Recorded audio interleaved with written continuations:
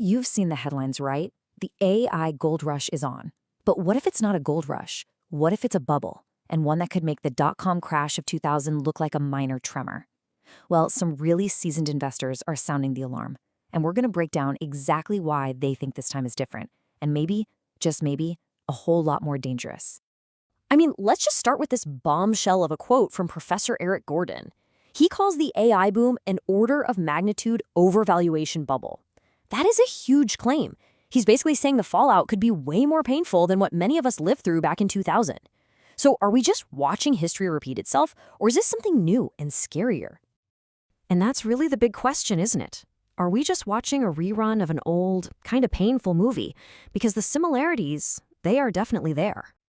It's like total déjà vu for anyone who remembers the late 90s. You've got these sky-high, almost unbelievable valuations. There's a mad dash to build out all the essential plumbing. Back then, it was fiber optic cables. Today, it's massive data centers. And, of course, billions and billions of dollars are just flooding into companies that don't really have a clear way to make a profit.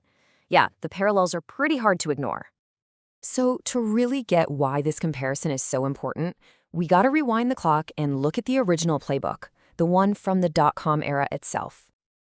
Okay, this slide breaks down what's called the infrastructure trap perfectly. In the 90s, everyone was convinced the internet would grow forever, right? So telecom companies spent hundreds of billions laying all this fiber optic cable. But when the bubble burst, a huge chunk of that super expensive infrastructure just sat there, unused. They literally called it dark fiber.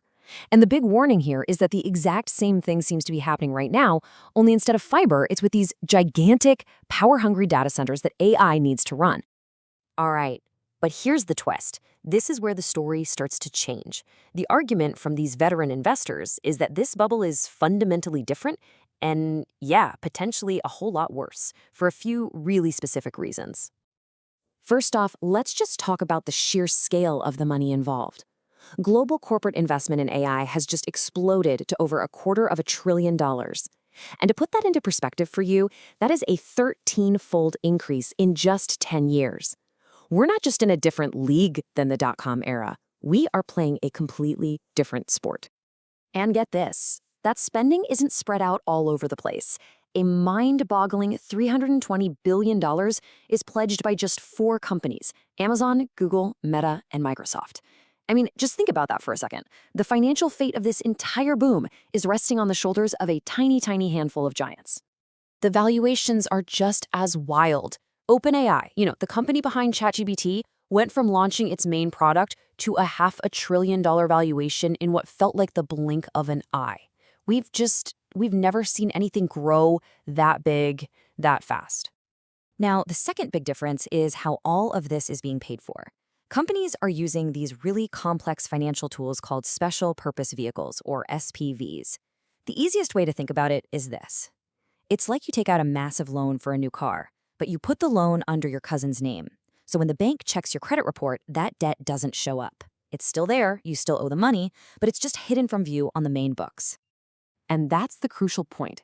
As analyst Dario Perkins points out, this kind of financial engineering makes a company's books look way safer than they actually are.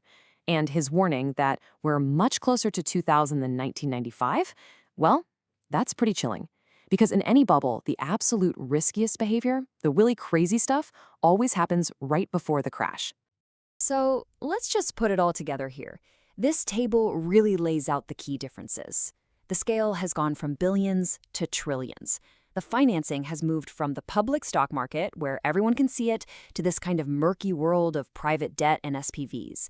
And the risk, which used to be spread out across hundreds of little companies, is now dangerously concentrated within just a handful of tech giants. So with all these red flags waving, how in the world are investors supposed to navigate this? Well, it turns out they're walking a very, very fine line. A real tightrope. This right here is what they're calling the Great Productivity Paradox. A study from MIT found that a staggering 95% of companies that are pouring money into generative AI haven't seen any financial returns yet. All that cash is being spent on a promise that, for almost everybody, hasn't actually paid off. But here's the paradox. This is the crazy part. At the exact same time, JP Morgan says that those very same AI stocks are responsible for 75% of the S&P 500's entire growth. So let me get this straight.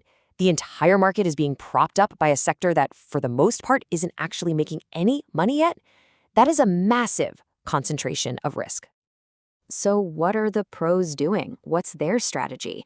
They're literally dusting off the dot-com playbook. As Francesco Sandrini says, they're doing what worked back then. You don't bet against the bubble. You just try to ride the wave and get out right before it crashes, jumping from the hottest stocks to the next in line sectors. It's a high-stakes, terrifying game of musical chairs. And this brings us to the final and, honestly, the most critical question. What if this bubble isn't just about some tech stocks losing value? What if the fallout could be systemic? This is where the risk gets real for everybody, not just tech investors. It's basically a financial house of cards. Look at this.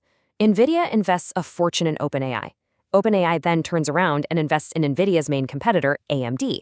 And at the same time, OpenAI is one of Oracle's biggest customers. You see the problem? The lines between who's an investor, a partner, a customer, and a competitor, they're all getting dangerously blurry. And that tangled web is what has analysts at Yale drawing comparisons not to the dot-com crash, but to something way worse, the 2008 Great Financial Crisis. The fear is that if just one of these huge companies starts to wobble, it could set off a chain reaction that brings the whole system down with it. And as if all that wasn't enough, we've got new risks this time around that just didn't exist back in 2000. First, it takes way more money to even get in the game with AI. Second, governments all over the world are looking at strict regulations. And third, the potential for mass job losses from AI adds this huge layer of social and economic instability that you just can't ignore. So we end on this question. The dot-com bust, for all the pain it caused, it did kind of clear the decks for the tech giants we know today.